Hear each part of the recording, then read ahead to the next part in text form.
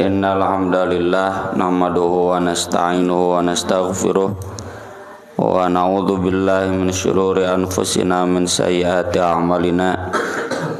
Asyhadu an la ilaha illallah wahdahu la syarikalah wa asyhadu anna Muhammadan abduhu wa rasuluhu alladzi la nabiyya wa la rasula ba'dah. Sallallahu wasallam alaihi wa ala alihi wa sahbihi wa man tabi'ahum bi ihsan, amma ba'd.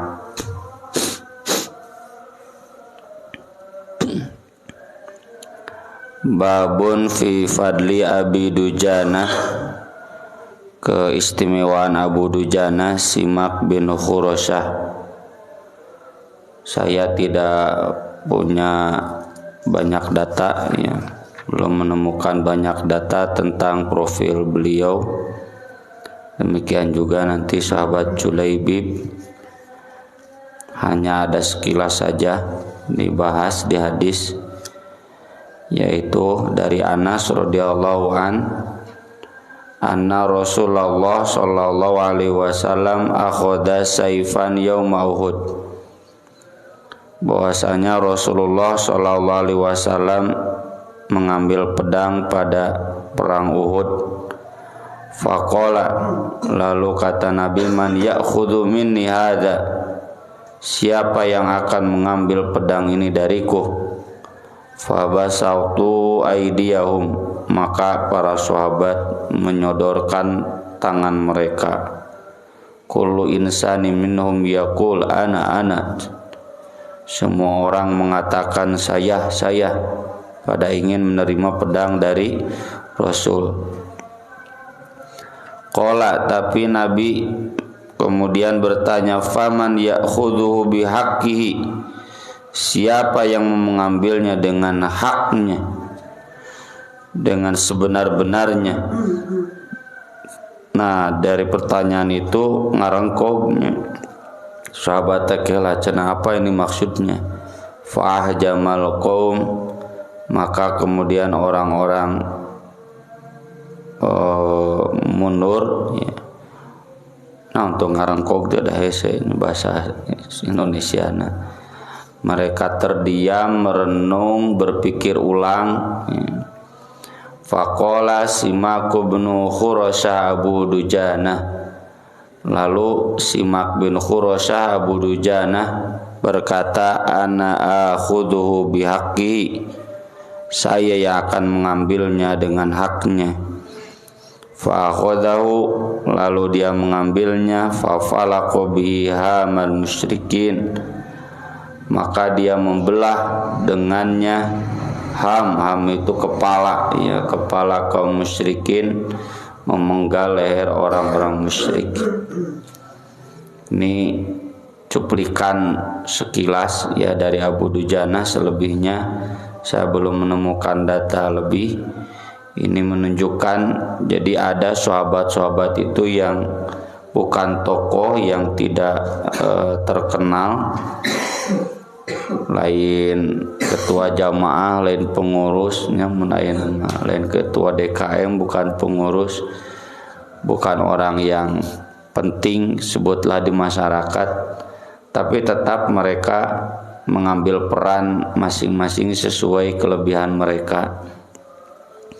Abu Dujanah mah, nah ini bagusnya dalam perang wanian dan selalu yang paling berani, meski dalam perang Uhud itu perang yang paling susah ya, karena Nabi SAW dan pasukannya mengalami kekalahan, tapi Abu Dujanah maju gitu. Kemudian yang berikutnya keutamaan Abu Sufyan Shokhr bin Harb radhiyallahu an. Abu Sufyan ini pemimpin Quraisy yang ditakdirkan tersisa. Sisanya yang lainnya sudah mati duluan dalam perang Badar dan perang Uhud. Abu Lahab, Abu Jahal, ya, Uqbah bin Abi Mu'aid, dan ada terkenal 6 ya, tokoh-tokoh Quraisy yang paling gencar menghalangi dakwah Nabi SAW dan para sahabat. Namun di satu kubu sekarang mah ieu teh meureun Megawatina, Jokowina gitu nya Ganjar. Mun di kubu belah dia teh Prabowona gitu. Mun di kubu belah dina dia teh Anies Baswedan, Surya Paloh gitu. Abu Sufyan itu. Dan Abu Sufyan ini masuk Islam ketika Fatu Makkah. Abu Sufyan ini yang memimpin pasukan Al-Ahzab dalam perang Al-Ahzab, ya, perang Khandaq. Jadi ketika perang Badar kalah, perang Uhud seri lagi. Karena disebut kaum muslimin kalah, ya, tapi kan di babak ketiganya kemudian kaum musyrikin yang mundur. Nah, kemudian Abu Sufyan ini yang mengajak semua kabilah Arab yang kafir, termasuk orang Yahudi, orang kepung cenah Nabi Muhammad teh orang beakeun, ya, tong disesakeun, itu Abu Sufyan, ya. Yang kemudian ternyata kalah, ya, kalahnya dengan bantuan Allah di halangan kuparit Khandaq. Kemudian pasukan musuhnya diusir dengan pasukan malaikat dan angin, ya. Nah, sejak itu Abu Sufyan terus menjadi gubernur di Makkah, ya, atau presiden namanya di Makkah itu. Termasuk yang menolak Nabi masuk ke Makkah dan menahannya di Hudaybiyah. Padahal saat itu Nabi mau ibadah haji lendek perang, tapi kaum Quraisy menahannya, itu adalah Abu Sufyan, ya. Sampai kemudian nanti ada perjanjian Hudaybiyah, tidak saling berperang, dan sampai kemudian orang Quraisy melanggar janjinya dengan menyerang salah satu koalisi kaum muslimin, ya. Jadi di zaman Nabi juga ada koalisi, dan koalisi itu di zaman Nabi juga tidak selalu orang Islam, ada orang kafir yang berkoalisi dengan Nabi, makanya disebutnya kafir zimmi. Zimmi itu yang dijamin oleh Nabi, tapi status orang kafir itu di bawah Nabi. Koalisi di orang mah kadang koalisinya orang kafir di luhureun urang itu nya keneh kehet, ya. Nah, yang diserang oleh Abu Sufyan ini kabilah kafir tapi yang zimmi, dilindungi oleh kaum muslimin. Maka kemudian Nabi bawa pasukan Fatu Makkah, dan saat itu kekuatan di Makkah kan sudah habis di perang Khandaq. Itu bisa beaklah militernya gitu. Mau itu pasukannya ataupun senjatanya udah habis. Dan umatnya juga sudah banyak berkurang karena sudah banyak yang masuk Islam.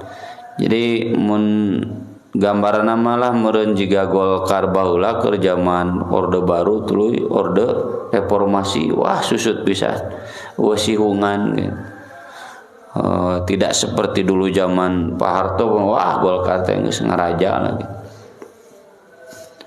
Nah, Nabi pada saat Fatu Makkah lembutkan orangnya, tidak sombong. Ketika beliau menaklukkan Makkah, kata Nabi, siapa yang mau aman, tidak dirampas harta dan juga tidak dibunuh, silakan berlindung di Masjidil Haram.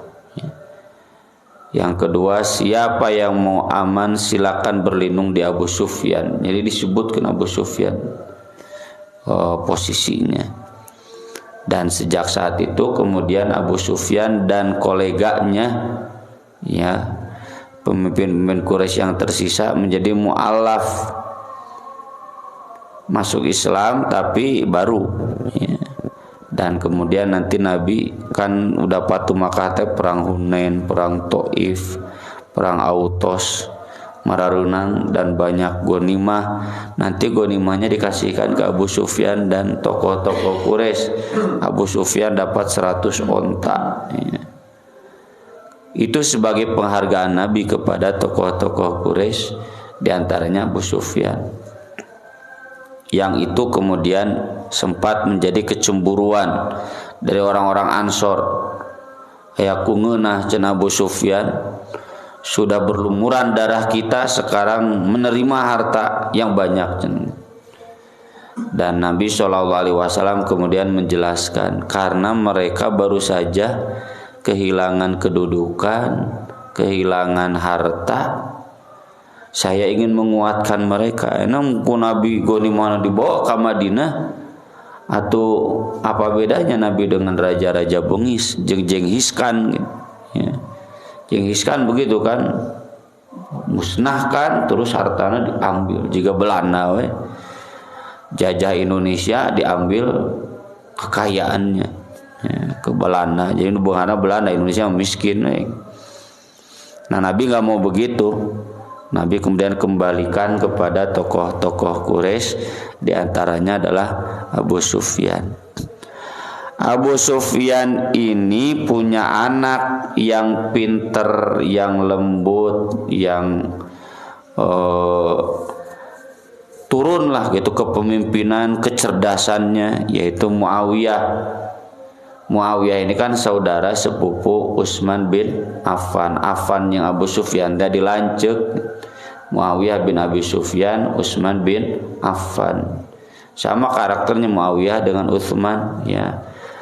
Pemimpin tapi lembut, berehan gitu. Yang nanti kita tahu Muawiyah ini jadi khalifah sesudah Ali bin Abi Thalib, setelah melewati drama tragis ya. Dan drama tragis itu harus jadi pelajaran bagi kita. Dina politik mah tong ngotot teuing, selalu banyak drama ya. Urang ge dina 2024 berjuang biasanya ngetong ngotot teuing, bisa drama tragis ya. Derke jadi darurat di amandemen, jadi we presiden 3 periode kahayangna. Dan Abu Sufyan ini juga punya putri yang disebut Ummu Habibah, yang ikut dengan Utsman. Jadi ketika Utsman bin Affan masuk Islam, Ummu Habibah ikut ke Utsman, lalu ikut hijrah ke Habasyah.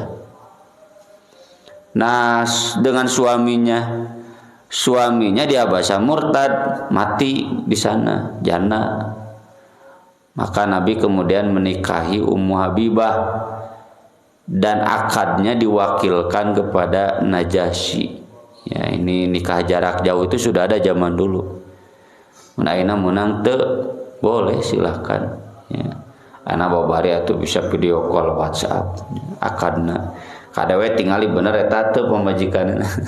Bisi salah. Nabi juga begitu, dan kemudian baru bersatu dengan Ummu Habibah.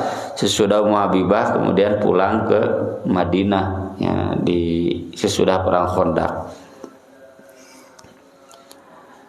An Abi Zumailin qala hadatsani Ibnu Abbas radhiyallahu anhuma, kata Ibnu Abbas, ini Ibnu Abbas teh Abbasnya Abbas bin Abdul Muttalib ya, Abu Sufyan mah bin Harb kadituna bin Muawiyah. Kanal muslimun la yanduruna ila Abi Sufyan wa la yuqaidunahu.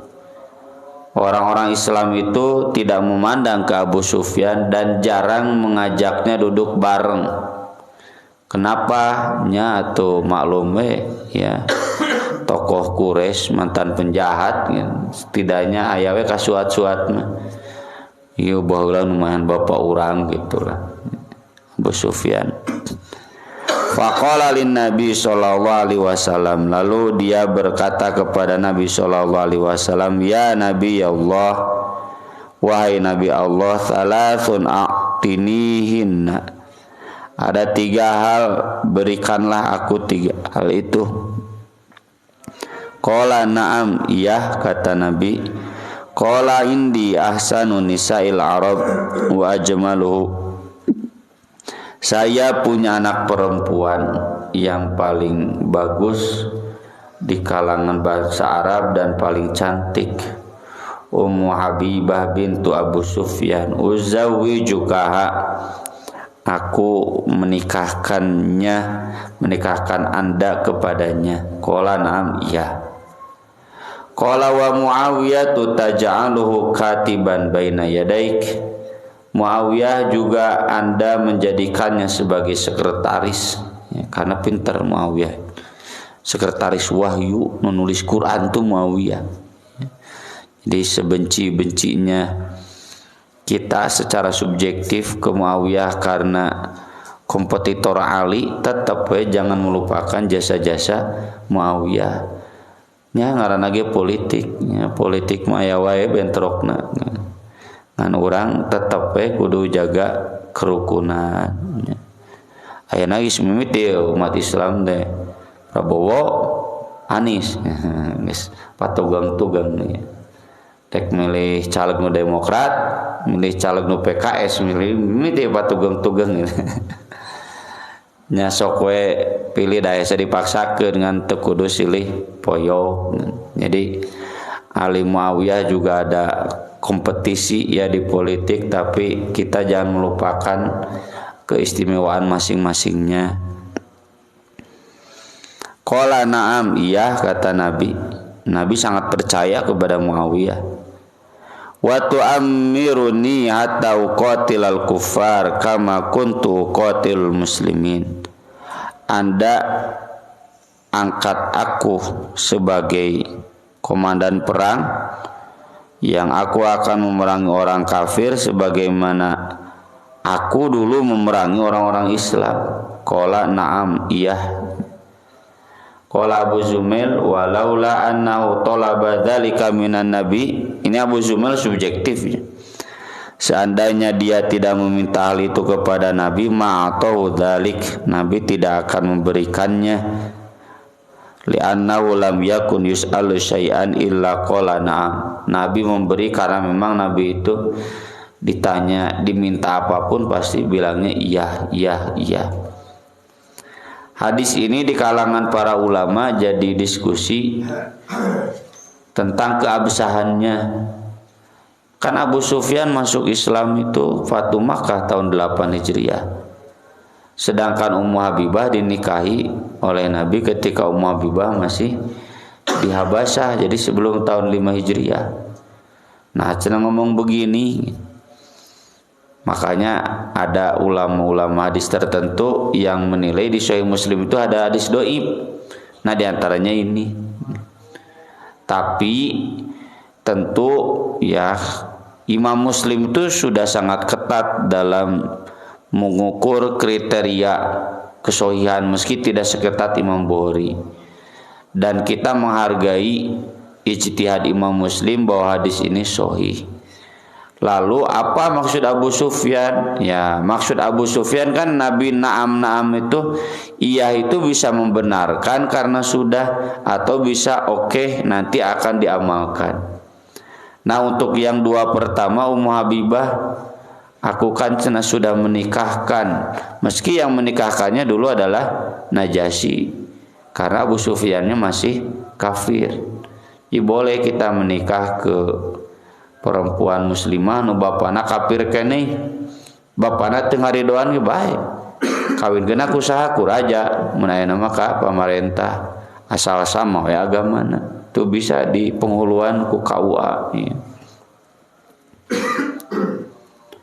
Jadi sudah terjadi, maka maksud Abu Sufyan teh saya merelakan meskipun dulu teu dikawinkeun ku saya gitu. Tidak dinikahkan oleh saya, ya, kata Nabi. Termasuk yang Muawiyah kan diangkat jadi sekretaris bukan permintaan Abu Sufyan, tapi memang Nabi tahu di zaman jahiliyah kene tahu ya, di zaman di Mekah kene tahu keunggulan Utsman apa, Muawiyah apa. Ini Muawiyah cocoknya jadi sekretaris, makanya diangkat jadi sekretaris. Jadi maksud Nabi na'am di sini bukan berarti Nabi mengikuti permintaan Abu Sufyan semuanya, tapi yang dua pertama itu iya sudah gitu. Dan Abu Sufyan meridhoinya.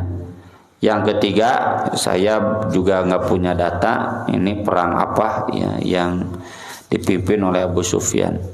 Selain perang-perang yang kemudian nanti dipimpin di zaman Abu Bakar dan Umar oleh sahabat lain, cuma mungkin Abu Sufyan sebagai partnernya. Hadis berikutnya tentang keistimewaan Julaibib. Abu Barzah radhiyallahu an menjelaskan bahwasanya Nabi sallallahu alaihi wasallam kana fi maghzan lahu. Ketika dalam satu peperangan yang Nabi pimpin, fa'afa Allahu alaihi. Lalu Allah memberikan anugerah kepada beliau kemenangan. Faqala li ashabihi, Nabi bertanya kepada para sahabatnya, hal tafkiduna min ahadin? Apakah kalian kehilangan seseorang? Maksudnya siapa nih yang gugur, yang meninggal? Qalu na'am fulanan wa fulanan wa fulanan. Oh iya, si fulan disebutkan. Tapi Nabi masih bertanya, hal tafkiduna min ahadin? Ada cuma satu orang yang kalian kehilangan. Qalu na'am fulanan wa fulanan wa fulanan. Iya cina Nabi, si anu. Nabi masih bertanya, hal tafkiduna min? Ada cina satu orang yang kalian kehilangan. Siapa dia? Qalu la. Qala kata Nabi, lakinni afkidu Julaibiban fatlubu. Saya kehilangan Julaibib. Mana cina Julaibib? Orangnya nggak ada, orang hidupnya, orang matinya juga nggak ada. Fatlubu, cari. Fatuliba fil qatla, lalu dicari di korban-korban perang, dibalik-balikeun awakna tinggalian. Fawajadu ila janbi sab'ah. Nah, barulah ketemu di dekat 7 orang kafir qad qatalahum yang sudah mati di sekitar Julaibib, berarti dipayahan ku Julaibib. Summa qataluhu, lalu kemudian kan pasti lagi terluka, atunya dalain Superman. Hiji lawan 7 ada terluka, udah terluka kemudian ada dibunuh oleh orang kafir yang ke-8-nya. Fatahun Nabi sallallahu alaihi wasallam. Nabi sallallahu alaihi wasallam kemudian mendatangi jenazahnya. Fawaqafa alaihi, lalu berdiri di atas jenazahnya. Faqala, lalu bersabda, Nabi menegaskan, qatala sab'atan, dia telah berhasil membunuh 7 orang. Takinya hebatnya sahabat Nabi. Hiji lawan 7, Persib mah 11 lawan 11 ge keok wae. Nih sahabat Nabi hiji lawan 7. Tsumma qataluh, kemudian mereka berhasil membunuhnya. Hadza minni wa ana minhu. Hadza minni wa ana min. Orang ini bagian dari aku dan aku bagian dari dia. Orang ini dari aku dan aku dari dia. Maksudnya penegasan bahwa Julaibib ini adalah sama dengan Nabi. Nabi sangat menghargai beliau. Nabi akan masuk surga, Julaibib pun akan masuk surga. Fawada'ahu ala sa'idaihi, lalu beliau meletakkannya di atas 2 sa'idnya. Ini sa'id teh dari sini ke sini ya, sa'id lengannya. Laisa lahu sarirun illa sa'idan Nabi sallallahu alaihi wasallam. Enggak pakai pusaran, enggak pakai keranda dikieu ku Nabi. Berarti Nabi teh bedas, urang mah jenazah ieu geus make pusaran ku genepan ge berat. Nabi diangkat begini, fahufira lahu, lalu digalikan kuburannya, wa wudi'a fi qabrihi, lalu langsung dikuburkan, walam yadhkur ghuslan, dan tidak disebutkan dimandikan. Dan memang begitu, yang mati syahid di medan perang itu tidak dimandikan, tidak dikafani, mereka dikuburkan dengan darahnya. Dan itu rukhsah. Coba bayangkeun nya lamun kudu dimandian di kafani wah ripuh. Korban yang mati syahid aya 20 ribu atuh hiji we ribu. Kudu bersihan legetina neangan kapanna susah. Turuh soh, jadi yang mati syahid itu tidak dimandikan juga tidak dikafani, langsung saja dikuburkan. Disolatkan tidak, ya ada yang menyebutkan disolatkan, ada tidak. Jadi tergantung situasi, tapi tentu lebih utama disolatkan. Aqulu qouli hadza wa astaghfirullah li wa lakum subhanakallahumma bihamdik asyhadu an la ilaha illa anta astaghfiruka wa atubu ilaik. Wassalatu wassalamu ala Rasulillah. Wassalamu alaikum warahmatullahi wabarakatuh.